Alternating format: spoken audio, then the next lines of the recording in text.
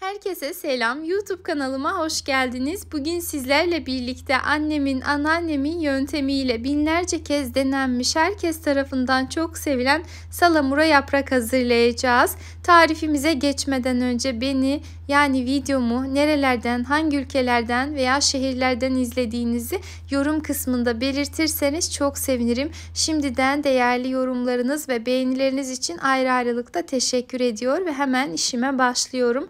Öncelikle yaprakları seçmekle işe başladım. Ben yapraklarımı pazardan almıştım. O yüzden tek tek seçtim. Eğer yaprakları bahçeden toplayacaksanız zaten seçmenize gerek yok. Gruplar halinde toplayıp o şekilde üst üste yerleştirebilirsiniz. Ben pazardan olabildiğince en güzel yaprağı almaya çalıştım.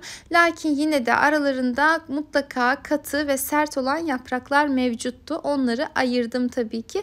Yapraklarınız mutlaka bu şekilde olmalı. Açık yeşil renkte, elinizle sıkıştırdığınızda tekrar kendi elastikiyetini koruyabiliyorsa, yani eski haline dönüyorsa ve diğer tarafına çevirdiğinizde damarları çok sert değilse, koyu yeşil renkte değilse, kırılabilir halde değilse bu yaprak sarma için uygundur. Şu anda videoda gördüğünüz gibi yapraklar en güzel yapraklardır. Mayıs ayının ilk yaprakları, yani uç yapraklar olarak bilinir.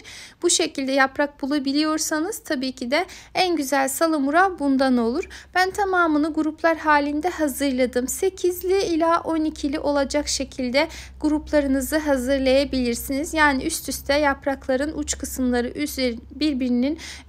birbiriyle birleşecek şekilde hazırlayın. Yani umarım anlatabilmişimdir. Sap kısımları bir araya gelsin ki daha sonra işimiz kolay olsun.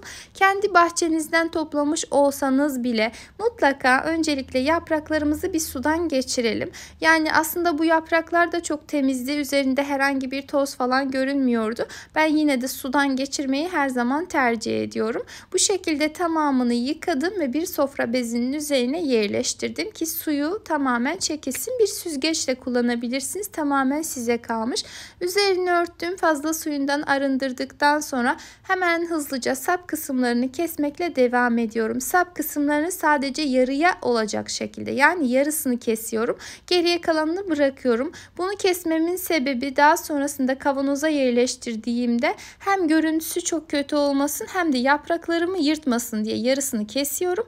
Eğer büyük bidonlarda salamuralar hazırlayacaksanız yaprakların uçlarını asla kesmenize gerek yok. Dediğim gibi kavanoza yerleştireceğim için ben kesmeyi tercih ettim. Tamamını aynı şekilde kesip hazırladım. Bu sap kısımlarını da kesinlikle atmıyoruz. Daha sonra salamuramızı kurduğumuzda kullanacağız. Yani bunlar da bu şekilde kalsın. Hemen bir kenara alalım ve tenceremize dizmekle başlayalım. Büyük bir leğen, tencere ne olursa, elinize ne gelirse bulursanız kullanabilirsiniz. Önce bir kat olacak şekilde yaprakları dizdim. Ardından üzerine 2 yemek kaşığı kadar salamura tuzu ekledim ve bu şekilde devam ediyorum. Bu arada az önce de söylemiştim ama unutmadan tekrar özellikle belirtmek istiyorum. Kullandığımız tuz mutlaka salamura tuzu olmalı. Aldığımızda üzerine salamura tuzu yazıyor olması çok önemli. Salamura tuzu olmasa bile eğer iyotsuz, sade, yani hiçbir işlem görmemiş kaya tuzu kullanabilirsiniz. Ama salamura tuzu yazıyorsa kesinlikle bu işlem için daha da uygundur. Asla iyotlu ve sofra tuzu kullanmıyoruz. Aksi takdirde yapraklarımızda erime olabilir. Olabilir değil, mutlaka erir. O yüzden kesinlikle iyotlu tuz tercih etmiyoruz. Aklınızda bulunsun. Tek bu tarifte değil, hiçbir kışlık tarifimde ben iyotlu sofra tuzu tercih etmem. Asla kullanmam. Sizlere de tavsiye etmiyorum. Erimelerin, özellikle turşulardaki o kıtırlığının kaybetmesinin tek sebebi kullandığınız tuz olabilir. Buna dikkat ederseniz çok daha güzel olur. Yaprakları aralarına tuz serpiştirerek sırayla güzelce tencereye dizdim. Ardından üzerlerine kaynamış, yani kaynar halde olan suyu ekleyerek ve bir ağırlık yerleştiriyorum ki yaprakların havayla teması kesilsin. Bu işlemi yapmazsanız eğer yaprakları da, yani yani yüzeye çıkmış olan yapraklarda kararma olabilir. Bu işlemi yapmanız çok çok önemli. Eğer varsa benimki gibi bir güveç kapağı, güveç tenceresi kapağı yerleştirebilirsiniz ağır olduğu için. Eğer yoksa herhangi bir tepsi yerleştirip üzerine ağır bir şey koyarsanız yine aynı etkiyi almış olursunuz. En az 4-5 saat kadar, yani içerisindeki su tamamen ılıyana, hatta soyana kadar bekletirseniz çok daha güzel olur. Ben her zaman bir gece öncesinden hazırlamayı tercih ediyorum. Ardından başta gruplar, yani desteler halinde topladığım yaprakları elime alıp hafiften suyunu sıkarak bir süzgecin üzerine yerleştiriyorum. Bu arada bu suyu, yani üzerine başta eklediğimiz kaynamış suyu tekrardan kullanan çoğu salamuracı arkadaş var. Ben genellikle bu işlemi hazır yapıp satan, yani bu işin ticaretini yapan kişilerde görüyorum. Belki de onlar kendi bahçelerinden topladıkları için bu kadar rahat olabiliyorlar.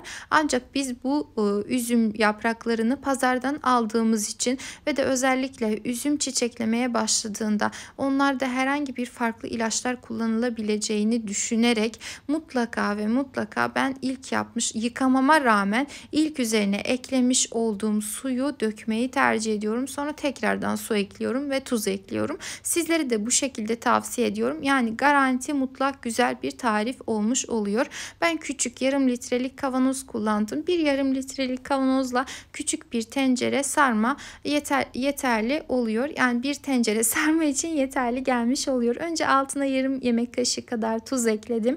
Ardından yaprakları güzelce içerisine yerleştirdim. Katlayarak koyarsanız işiniz daha da güzel olur. Ve tekrar yarım yemek kaşığı kadar salamura tuzu ekledikten sonra başta kesmiş olduğum sapları üzerine yerleştiriyorum. Hem havayla temasını kesecek, hem güzel bir ekşilik ve koruyuculuk katacaktır. Mutlaka bu sapları üzerinde kullanmayı ihmal etmeyelim. Hatta var ise elinizde daha fazla koyabilirsiniz. Yani mesela az geldi yaprağınız, kavanozunuz tam dolmadı, yine üzerine bolca yerleştirip o şekilde yaprağınızı koruyabilirsiniz.